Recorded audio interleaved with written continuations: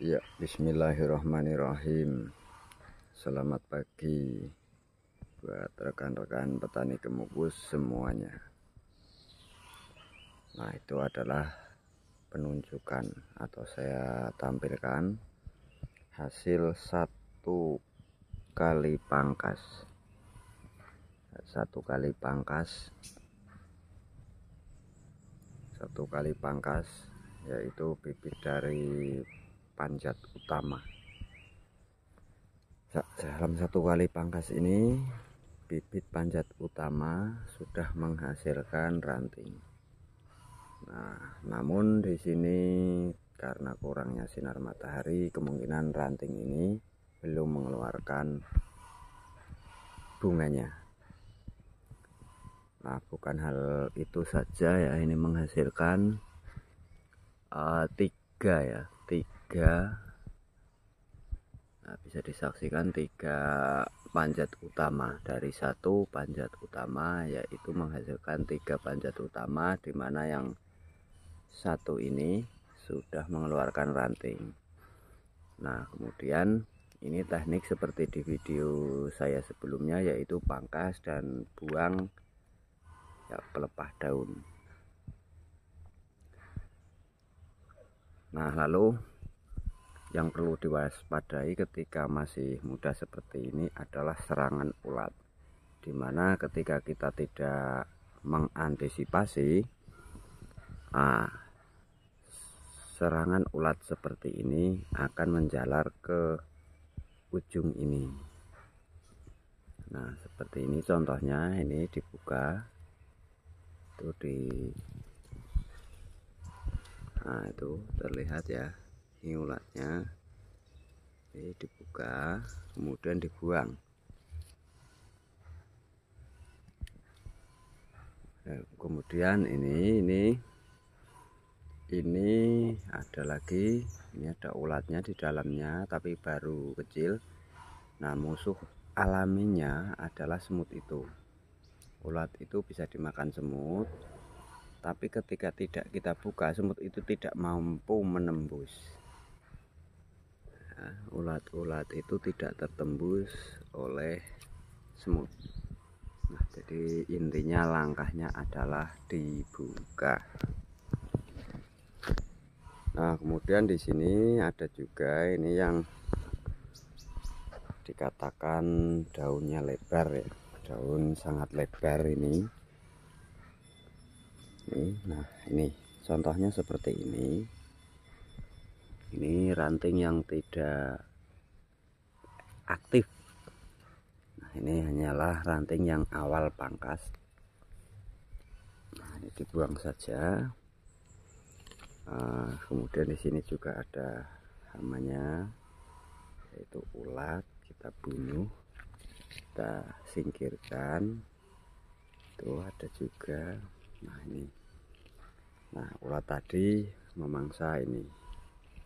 Bahaya jika memangsa batang muda seperti ini, karena ini akan menghambat pertumbuhan. Meskipun ketika dimakan ulat tumbuhnya lebih besar, namun ketika sudah kita rawat sebaiknya dijaga. Karena apa?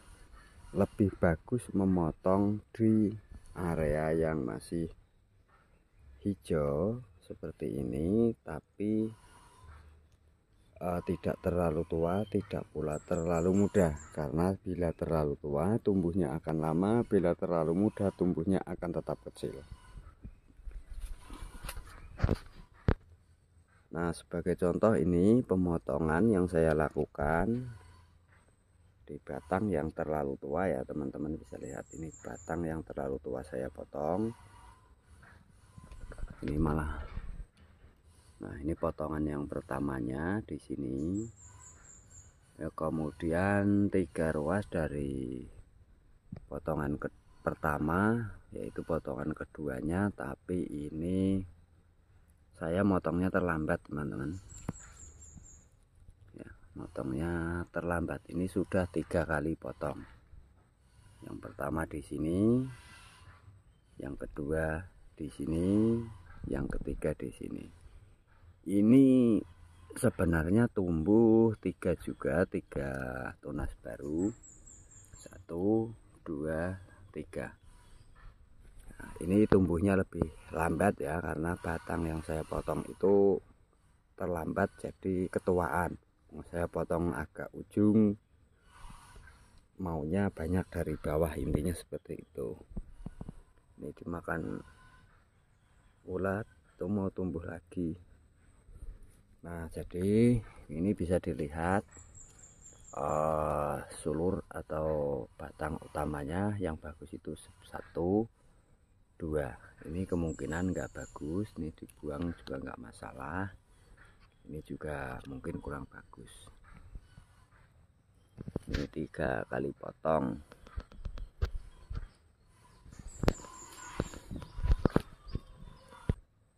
Nah, ini dua kali, ini 2 kali tapi telat juga. Ini tumbuhnya tetap kecil. Ini yang apa ya, yang telat penanganan itu jadinya seperti ini.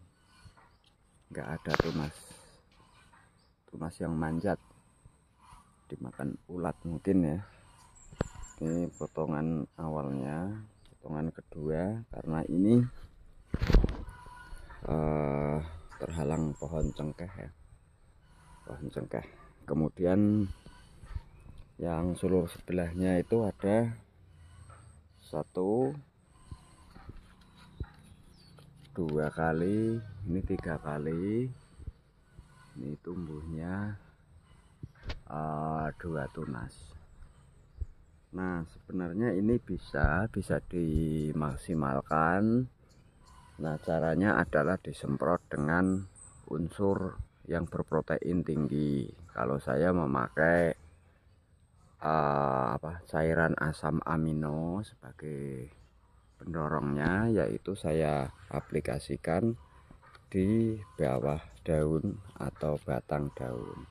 Kemudian untuk membantu proses fotosintesis, karena di sini cuaca nggak menentu.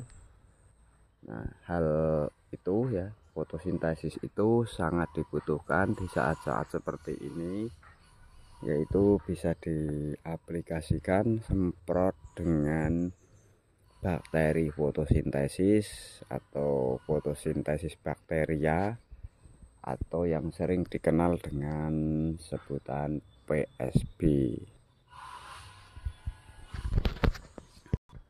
Nah, oke teman-teman, ini hasil potong bibit sambung melada.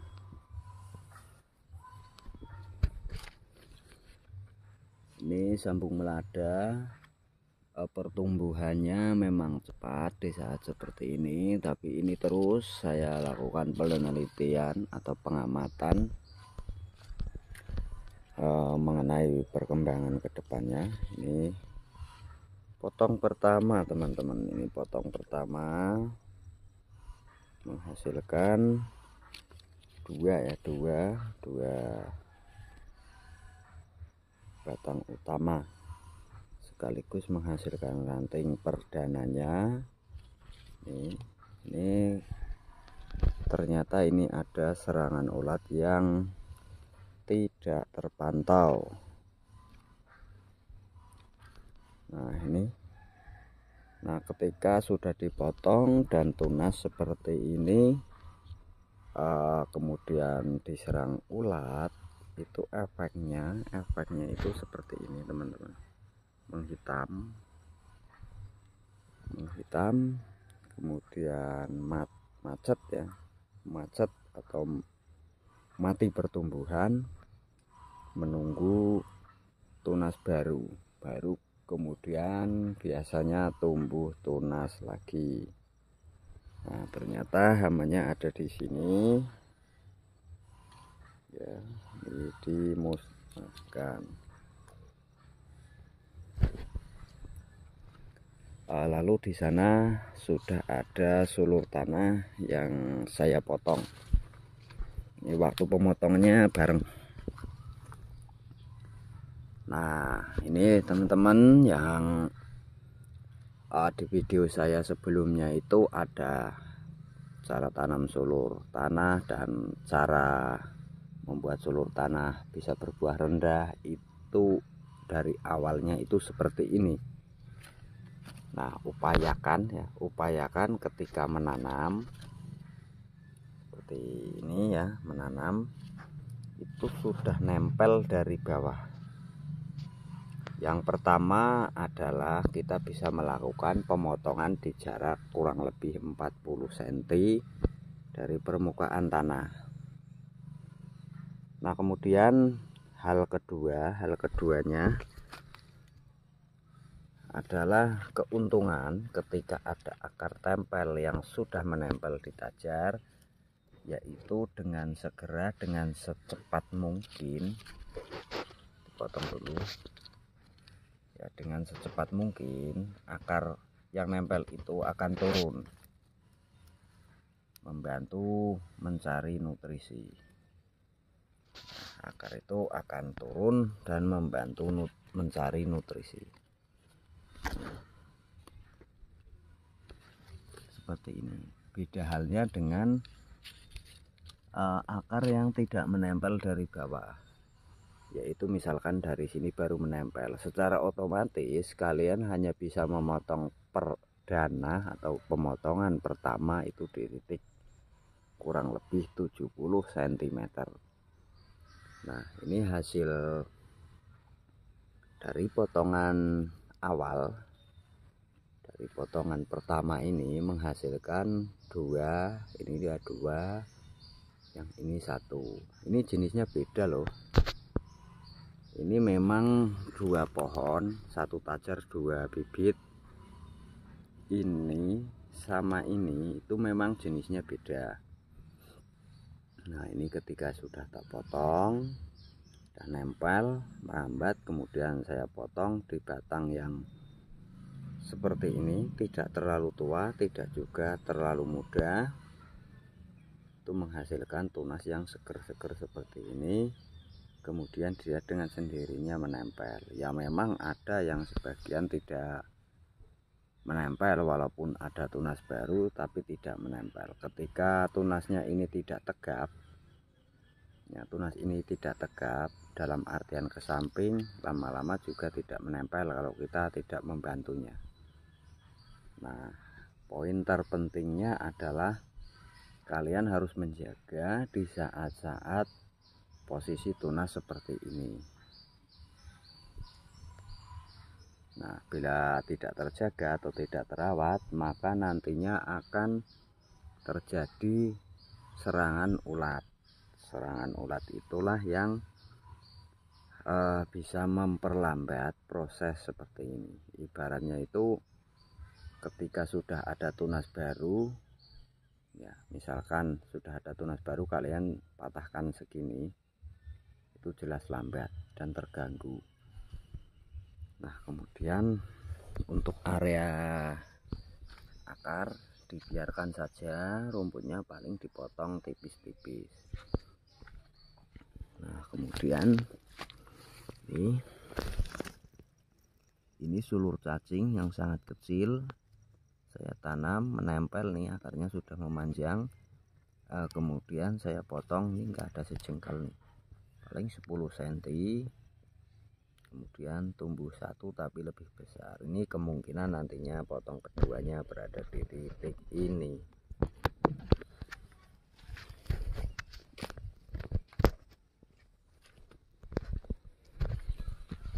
Nah, kemudian yang ini ada juga sulur tanah ya, sulur tanah atau sulur cacing.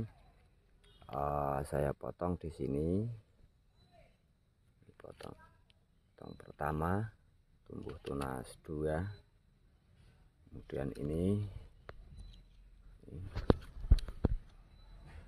ya, potong pertama juga tumbuhnya dua tunas. Nah, ini ada dua tapi yang satu kurang jos.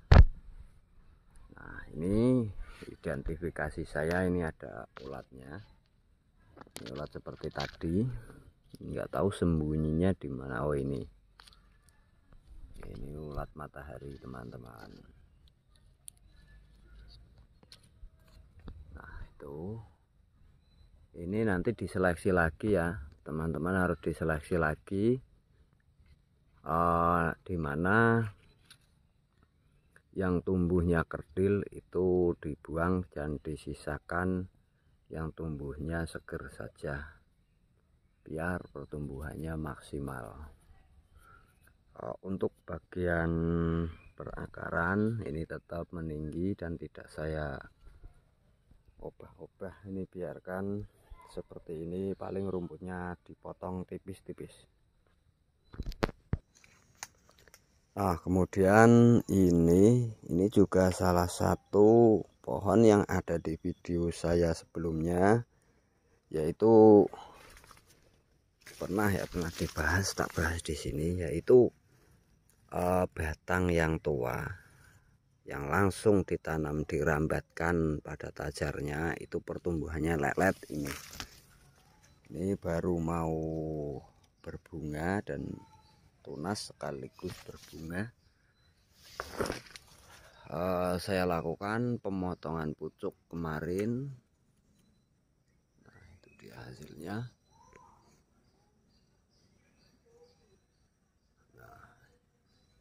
Kenapa pohon yang sudah seperti ini dipotong? Yaitu tujuan saya hanyalah untuk menghentikan penyaluran nutrisi untuk pertumbuhan agar mereka itu fokus ke nutrisi pada pembuahan. Ya, ini sudah mulai mengeluarkan tanda-tanda berbuah.